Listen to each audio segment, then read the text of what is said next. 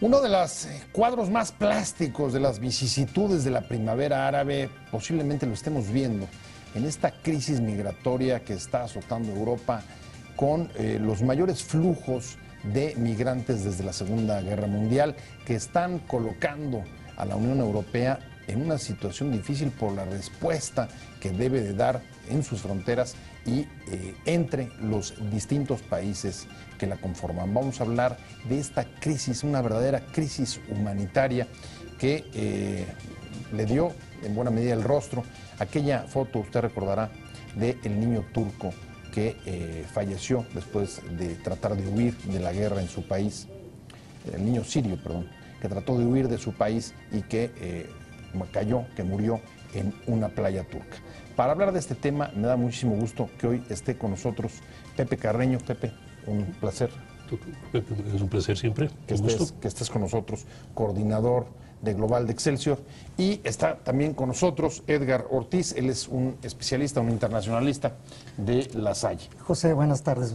Gracias por invitarme. Noches ya. Noches ya, noches ya. Empezamos, Pepe. Es un verdadero reto, la mayor flujo de migrantes desde la Segunda Guerra Mundial.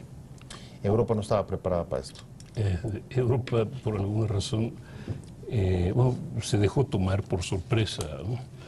Pero es algo que, por lo menos de acuerdo con algunos europeos, se veía venir ya hace tiempo. Porque además, en términos reales, no es una sola crisis. Puedo hablar de tres crisis paralelas que confluyen. Una, efectivamente, los refugiados del Estado Islámico, los refugiados de la guerra en Siria e Irak. Dos, los refugiados del norte de África, del subsahara, que están tratando de llegar a través del Mediterráneo, que son sobre todo refugiados económicos. Y tres, otro grupo de refugiados económicos, pero estos procedentes de los países, sobre todo de la zona de los Balcanes, Albania, Rumanía, etcétera. Todo eso confluye sobre los países, digamos, más prósperos de la zona europea. Ahora, en buena medida, como decía Edgar al principio, conforman o pueden parecer incluso al menos dos de las tres crisis que señala Pepe, no sé si usted es de acuerdo con él, pero es una imagen bastante plástica de, digamos, no sé si llamar, dije vicisitudes, pero podríamos llamar también el fracaso de la primavera árabe, que lo que dejó en varios países de la región ha sido, desafortunadamente, guerras civiles, como en el caso de Siria, conflictos o situaciones de pauperización económica, como son Túnez y otras partes del países del Magreb, y ahí está Libia también, otro país donde, claro, igual que Siria, hoy parece que no hay gobierno, claro, a pesar de que habían logrado sacudirse algunos de los peores autócratas. Claro, que yo coincido así es, yo coincido con José Carreño en el sentido de que efectivamente es el producto de varias migraciones esto que está sucediendo, pero a mí me parece que el problema tiene que ver, todavía es mucho más profundo y mucho más antiguo.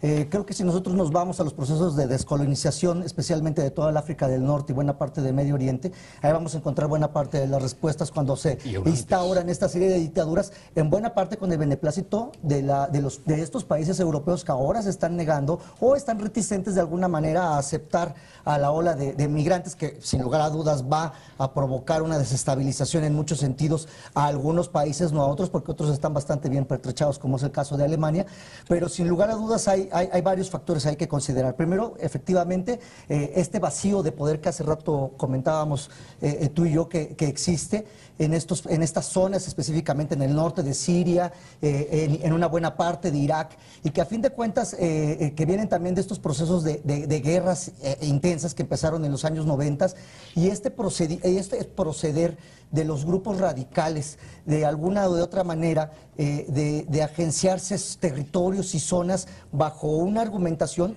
eminentemente radical y que no acepta ningún otro tipo de idea o de principio que no sea el de ellos.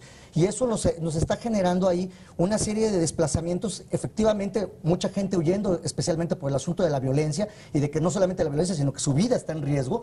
Ya las imágenes que tú comentabas al inicio pues son dramáticas por demás, pero por otro lado también por un proceso de empobrecimiento exacerbado que está viviendo estas zonas y y que la Unión Europea y buena parte del mundo había visto con desdén o en buena parte coincido también con José Carreño en el sentido de que es sorpresivo que agarre, que valga la redundancia, que agarre por sorpresa a la Unión Europea. A mí me parece que era una migración ya anunciada, ¿no? Pues a ver, por sorpresa o no, pero sí está planteándole la necesidad de respuesta a Europa y el Parlamento Europeo acaba de decir, no podemos, después de lo que acaba de sucederles con Grecia, permitirse fracasar otra vez, Pepe.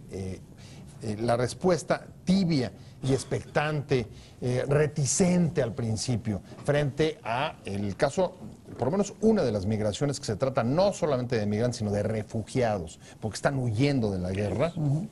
Buena declaración. Está recibiendo o poniendo en tensión valores democráticos de las viejas democracias europeas, como la solidaridad y justo la acogida en una crisis humanitaria con los refugiados.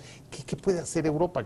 Mira, es un precio muy alto para no ayudar. Esto es terrible. Yo creo que el precio es más alto, como tú dices, el precio de no ayudar en este caso. Es decir, por un lado, Europa durante décadas ha hablado de democracia, ha presumido con razón de los avances democráticos en los antiguos países del bloque socialista, de Polonia, la República Checa, Eslovaquia, Hungría, etcétera. Al mismo tiempo ha subrayado su compromiso con los derechos humanos, es así como se ha portado como la conciencia, y de repente la conciencia moral del mundo no existe. Ahora, curiosamente, el país que de alguna forma parecía siempre condenado a ser así el país que estaba, porque tenía que, digamos, hacer penitencia por sus culpas pasadas, es el país que ha salido al paso y le ha dicho a los europeos, aquí estoy. Es decir, Alemania de repente es la guía, el compás moral de Europa, ¿no? Ahora, que Alemania también está viendo al futuro por otras razones, incluyendo no solo la parte de política, sino también el hecho de que su población está en disminución y necesita también pobladores para ayudarse, también es cierto. Pero no es menos cierto de que mientras países como Hungría, como Austria, como etcétera, están dudosos de recibir a los refugiados y a los migrantes, Alemania dice, bueno, aquí estoy, tenemos que recibir, voy a recibir medio millón por año, que no es poca cosa. O pienso, por ejemplo, en el caso de Francia, y concretamente en las propuestas que está haciendo el expresidente Sarkozy, diciendo hay que crear una especie de protocolo y lugares, refugios de guerra, donde se recluyan a los migrantes, claro, para que una vez que termine el conflicto en su país sean devueltos. Esa es una respuesta de una democracia avanzada frente al problema de los refugiados. A mí me parece que no. De entrada, sin lugar a dudas, tiene que haber algunos protocolos para recibir a estos refugiados que vienen huyendo de una violencia extrema. Por ejemplo, la Unión Europea ahorita acaba de anunciar el Parlamento de recibir 160.000 refugiados, que me parece un número, pues digamos, aceptable. Puede aumentar más. Creo que la Unión Europea tiene la capacidad para recibir mucha más gente.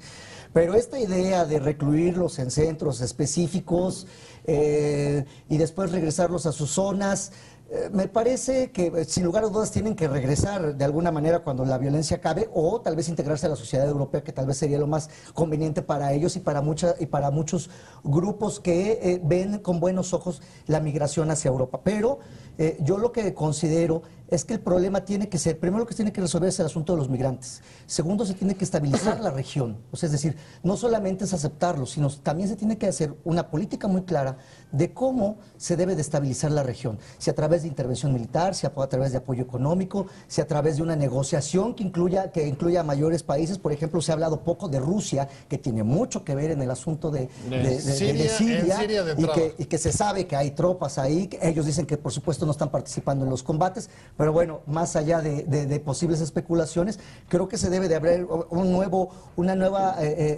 consenso de estas potencias europeas, incluido también Estados Unidos, para darle solución a largo plazo a lo que está sucediendo ahí, y especialmente lo que está sucediendo con los grupos terroristas, con los gobiernos autoritarios y con las condiciones de pobreza extrema que en algunas regiones se está viviendo. Creo que se debe de abordar ahí, más que en pensar en abrir campos para aceptar a los refugiados.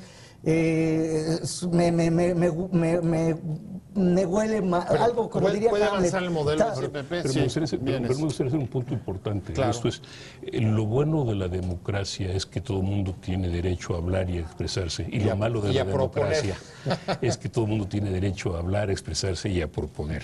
Aquí estamos viendo surgir lo peor. También, lo bueno hay que decirlo, pero también lo peor en cada país. La extrema derecha, los grupos temerosos de cambio, los grupos que temen la posibilidad de que sus sociedades sean alteradas por la llegada de personas, valga la expresión, de diferente religión, de diferente complexión, de diferente raza. Eso es parte de esa religión. Exacto, es parte de todo eso. Eso es parte del trabajo que ahora tienen que hacer los europeos. Ahora, ahí me llama la atención y es algunas de las últimas encuestas que, por ejemplo, se han publicado en Francia, donde sí se ve que ha habido una transformación de las actitudes de las sociedades, de los ciudadanos, sobre todo a propósito, lo comentaba antes, de la foto del niño sirio que huía. Las sociedades europeas, la francesa, la inglesa, gentes destacadas han salido a decir, sí vamos a acoger gente, incluso ofreciendo hasta sus propias casas. ¿Es demagogia? ¿O realmente sí está habiendo un cambio, digamos, de actitud dentro de los ciudadanos? No de sus líderes. Por supuesto que la esperanza es que que no sea demagogia, por supuesto que les escribir a los refugiados sirios, pero a mí me parece que las acciones que se están tomando en este momento dicen lo contrario. Creo que hay un doble discurso. Efectivamente es muy fácil decir yo puedo acoger a refugiados en mi casa, pero en realidad lo que están haciendo mi clase política, además con mi beneplácito, pues es reducir las cuotas de aceptación de refugiados. Polonia dice que acepta refugiados, pero que entonces tienen que ser subvencionados por la Unión Europea. Hungría está construyendo una valla para evitar el traspaso de los ciudadanos. Dinamarca cancela sus viajes. Una valla aquí como la que una valla. Tenemos un Donald Trump también en Hungría. El Trump aquí. Claro. O sea, es decir, la xenofobia, el racismo, el medio al Islam está presente en las sociedades europeas, que todavía tienen mucho esa visión eurocéntrica. A pesar de que hay un discurso muy democrático y que además lo exigen a las sociedades, me parece que ahorita en buena parte también su clase política se está exhibiendo en ese eurocentrismo y decir todo lo que huele a lo extraño, todo lo que suena diferente, todo lo que parece no europeo, tenemos que tener mucho cuidado, tenemos que aceptarlos porque es una obligación moral, pero lo hago, yo creo en buena parte, por una opinión pública internacional sumamente democrática que está exigiendo ese cambio. Incluso en este país hay muchas voces, el Senado se acaba de pronunciar porque ya se toma una resolución con respecto a los refugiados. Pero bueno, no hablemos del caso de México, pero ahí está el asunto europeo. Tengo que ir rapidísimo a un corte comercial y regreso contigo, Pepe Carreño. Ya te vi con ganas de entrar a opinar sobre si es doble moral, doble discurso, qué es lo que estamos... Ya está triple. Dice fácil, pero la peor crisis migratoria después o desde la Segunda Guerra Mundial no es poca cosa el reto y la respuesta que están demandando los refugiados que huyen de las guerras en Medio Oriente y también migrantes económicos del norte de África. Me quedé con Pepe Carreño y si la respuesta que estaban dando era, digamos, lo decía hace un momento, de doble moral o de doble discurso, porque en la práctica no estaba, digamos, a la altura de la demanda. Mira, hace poco The Guardian, el periódico inglés, afirmaba que Europa estaba en el proceso de recibir lo que había sembrado. Y había sembrado, de acuerdo con The Guardian, desde la división después de la Primera Guerra Mundial, ¿no? Cuando hicieron la división de África y del Medio Oriente en mapas sobre las rodillas con reglas y lápiz, sin importar qué caía o quién era quién y dónde estaba quién. Simplemente porque de acuerdo con la conveniencia de cada grupo.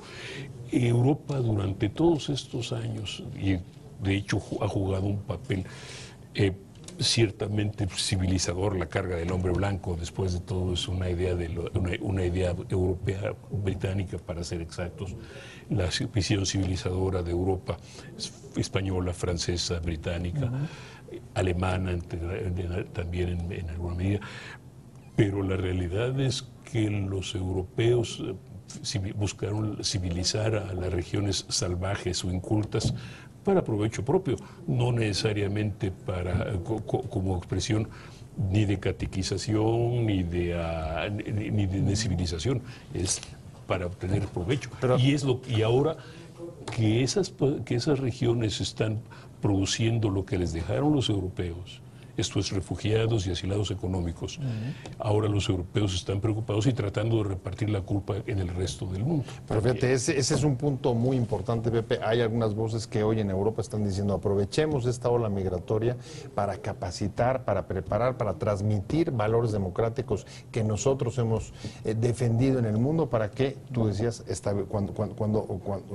cuando se estabilice o para estabilizar el Medio Oriente y el norte de África, esas personas con capacitación y los valores que preconizan sean activos en la transformación de los conflictos y la violencia en sus países. ¿Tú crees que eso es viable o es un sueño guajiro, por decirlo coloquialmente? Bueno, por supuesto que la democracia siempre en cualquier circunstancia debe de ser viable. Aquí creo que debemos también analizarlo. O sea, capacitar, preparar, enseñarlos a los refugiados en Europa. El punto es importante. La democracia siempre es viable y por supuesto que las sociedades deben de construir su propio futuro. En ese sentido de capacitar, preparar a la gente, por supuesto que de entrada la propuesta es buena.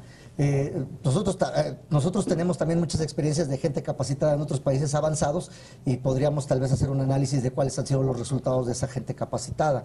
Yo creo que aquí el punto tiene que ver que esas personas donde viven, donde crecen, se desarrollan, tengan una vida digna. Si los países europeos o no europeos pueden apoyar en la construcción de esa sociedad, bienvenidos. Si a través de una gran ola migratoria que aprenda los valores universales, democráticos que promueve Europa, después regresen a sus lugares de origen y los compartan y los difundan, por supuesto que es viable y es perfecto. Pero creo que aquí no debemos de pecar de inocentes. Hay que incluir esta discusión en un marco mucho más amplio. Hay una batalla geopolítica importante que lleva 50 años en esa región, que tiene que ver con intereses de todo tipo, desde intereses de tipo petrolero, de intereses de tipo geoestratégico, de intereses de la OTAN, todavía de las reminiscencias de la Guerra Fría y que se siguen disputando en esta tierra sin nadie, y ahora con nuevos actores mucho más violentos y sanguinarios. Veo complicado que terminemos pronto este conflicto y la gente regrese a su país o a sus regiones a construir un mundo idílico o un mundo parecido al europeo. Las experiencias históricas nos dicen que han fracasado. Las experiencias que se han tratado de construir siguiendo esos modelos o bajo la guía de los europeos o de cualquier otra potencia hegemónica, lo que ha resultado es que han fracasado. Yo lo que espero, por supuesto, y todos queremos, por supuesto, es que se estabilice la región y ya no haya esas escenas dramáticas de niños ahogándose buscando una mejor vida o huyendo de la violencia para morir en el mar. Por supuesto que nadie quiere eso. Y por supuesto que ni tú, ni José, ni nadie queremos que haya una valla en Hungría o que Polonia o que los grupos polacos, alemanes o austriacos o de cualquier otro país estén golpeando a migrantes en cualquier lado del mundo. Por supuesto que nadie lo desea. Tú también ya perdiste la ingenuidad, Pepe, en ese sentido. Hace rato. Nada, la ingenuidad, la virginidad y todo lo que acompañe. Sobre todo, y esto sí ya regresando a hablar en serio, sí pensamos que lo que empieza a haber en el conflicto también es una enorme paranoia de unos y otros. Bueno, digamos que infortunadamente desde que empezó la guerra, es decir, para empezar las primaveras árabes por un lado, pero sobre todo las intervenciones en Afganistán e Irak por los Estados Unidos, se creó una paranoia, sobre todo en Europa, respecto a la posibilidad de que hubiera luchadores